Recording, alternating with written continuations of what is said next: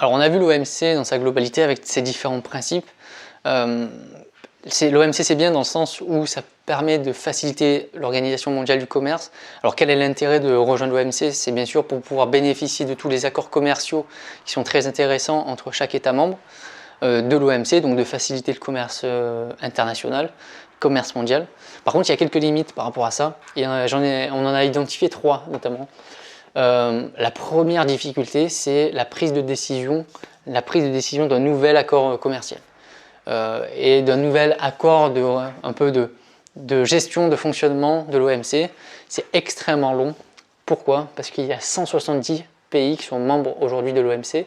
Ça veut dire que pour trouver un accord entre tout le monde qui ne défavorise ou ne favorise pas plus ou moins une économie entre elles, l'accord il va être très difficile à trouver, parce que vous pensez bien que la Chine a des objectifs différents des États-Unis ou de la France, et qu'en fonction aussi du type d'économie que vous avez, une grande économie qui a aussi les moyens financiers de mettre en place cet accord, peut-être une autre économie qui n'a pas ces moyens-là ne va pas pouvoir mettre facilement en place cet nouvel accord. Donc ça va être difficile de trouver quelque chose qui va réussir à réunir ces 170 pays entre eux.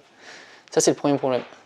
Deuxième problème, c'est, justement, j'en ai déjà un peu parlé, c'est la divergence qu'il y a entre les différents pays. C'est-à-dire qu'il y a 170 pays, on a tous une culture et une façon de commercer qui est complètement différente. Et donc de là, justement, il y a des points de vue de commerce qui sont complètement différents sur l'organisation.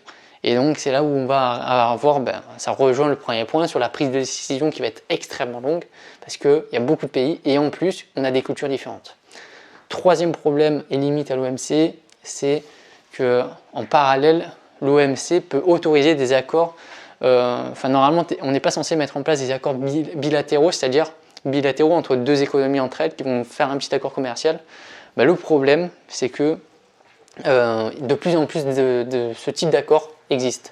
Des accords entre la Chine et les États-Unis, entre la France et les États-Unis uniquement. Donc des accords commerciaux qui vont fonctionner uniquement pour ces deux économies. Normalement, quand on adhère à l'OMC, on a le principe de non-discrimination en fait. Et le fait qu'il y ait une multiplication de ces accords commerciaux bilatéraux entre deux économies, juste entre elles, du commerce, ils font du commerce entre eux, le problème c'est qu'on commence à avoir des règles de partout et que le principe de non-discrimination de l'OMC, ça vaut plus rien. Tout simplement parce qu'on multiplie ces accords et il n'y a plus aucun intérêt finalement à avoir l'OMC.